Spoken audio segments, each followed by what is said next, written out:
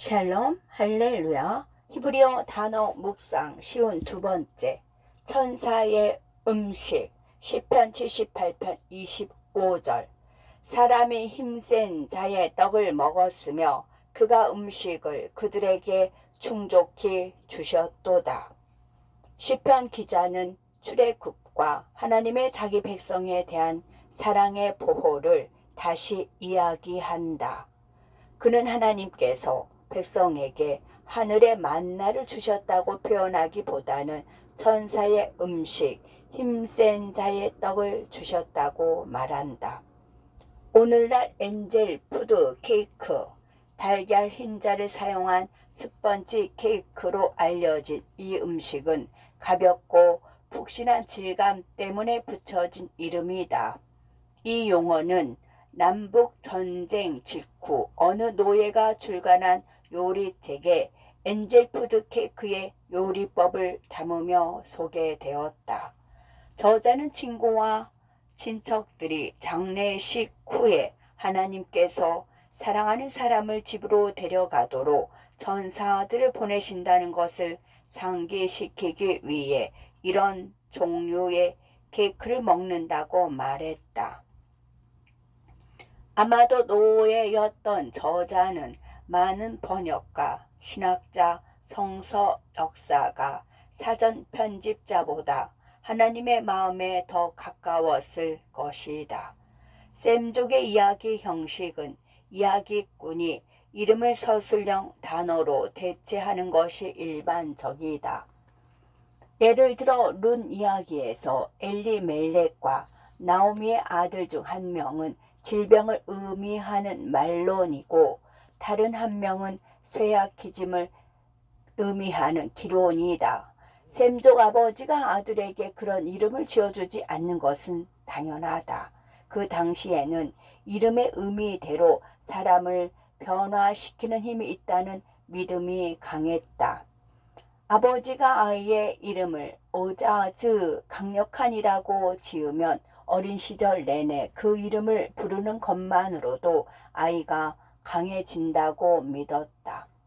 엘리멜렉은 매우 사랑스럽고 자상한 남편이자 아버지였을 것이고 결코 그런 이름으로 아이들을 저주하지 않았을 것이다. 그러나 이야기꾼은 두 젊은이가 심각한 건강 문제를 겪고 있다는 것을 듣는 사람이 더 잘 이해할 수 있도록 이러한 이름을 사용했을 것이다. 셈족의 이야기 형식을 고려하면 천사의 음식을 이야기 장치로 읽는 것이 성경의 영감과 무오류성에 대한 우리의 이해에 부합리하거나 위협이 되지 않는다. 특히 시편 78편 24절에 만나라는 일반적인 용어가 등장하는 것으로 봐서 이 단어는 하나님께서 매우 강력한 메시지를 보내기 위해 사용하시는 것이다. 하나님께서 시편 기자에게 영감을 주어 만나를 천사의 음식이라고 부르게 하신 것은 사실 현자들이 말하는 레메즈, 즉 더 깊은 의미의 암시이다. 이 깊은 의미를 탐구하기 위해 우리는 히브리어 원문에서 천사의 음식이라는 용어를 조사할 필요가 있다. 천사의 음식은 히브리어로 네헴 아비림으로 일부 번역가들은 힘센 자들의 빵, 군주들의 빵으로 번역한다. 천사에 대해서 일반적으로 사용되는 히브리어는 말의 아크로 사자를 의미한다. 그러나 연구 구절에서 천사로 번역된 단어는 아비림으로서 용감한, 고귀한, 강한을 의미한다. 주석가들은 이 빵을 귀족, 왕자들만 먹었다고 생각한다. 그들이 옳을 수도 있다. 아마도 시편 기자는 하나님께서 백성에게 상상할 수 있는 가장 좋고 가장 맛있는 음식을 주셨지만 그들은 실증이 나서 불평하기 시작했고 다양한 것을 요구했다고 말했을 것이다. 그러나 탈무드는 만나가 최고의 음식, 그 이상인 완전한 음식이었다고 말한다. 몸에 완전히 흡수되는 음식이었기 때문이다.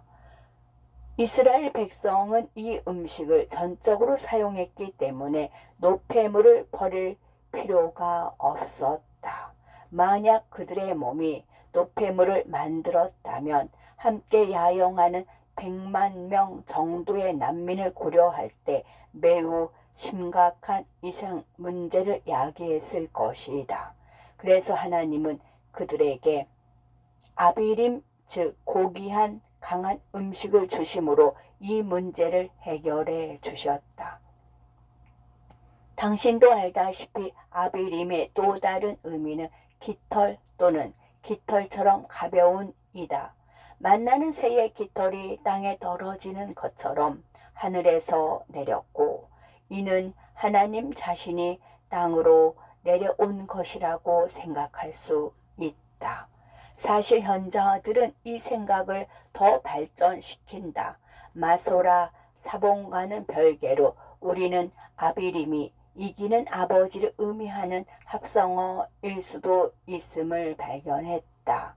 하늘을 날 수 있게 해주는 새의 깃털처럼 하나님은 사랑하는 자녀들의 죄의 형벌을 이겨내고 하늘로 날아가 하나님과 함께할 수 있도록 당신의 깃털을 나눠 주신다. 예수님께서 이것은 내 몸이니 받아 먹으라 하고 말씀하셨을 때 제자들은 만나가 그들의 죄를 극복하고 언젠가 하늘로 날아갈 수 있게 해주는 하나님의 일부라고 생각했을 것이다. 늙은 노예가 장례식에서 먹는 케이크를 엔젤푸드 케이크라고 명명한 것이 옳았다. 왜냐하면 떠난 영혼들은 진정으로 하늘의 만나를 먹으며 십자가에서 죽으심으로 그들을 천국으로 인도하신 하나님의 아들 예수의 일부를 취했기 때문이다. 나는 시편 기자가 하나님의 영감을 받아 언젠가 이 땅에 오실 그분의 아들에 대한 메시아적 그림을 제시하기 위해 레헴 아비림, 즉 천사의 음식이라는 단어를 선택했다고 믿는다. 만나가 이스라엘 백성에게 육신의 생명을 주었던 것처럼 레헴 아비림은 그분을 신뢰하고 믿는 사람들에게 영적 생명을 가져다 줄 것이다. 가끔은 이스라엘 백성처럼 천사의 음식만 먹게 지칠 때가 있다. 나는 하나님께서 내 삶에서 뭔가 다른 일을 해 주시기를, 즉 내게 새로운 사역이나 흥미진진한 일을 주실 것을 요구하기도 한다.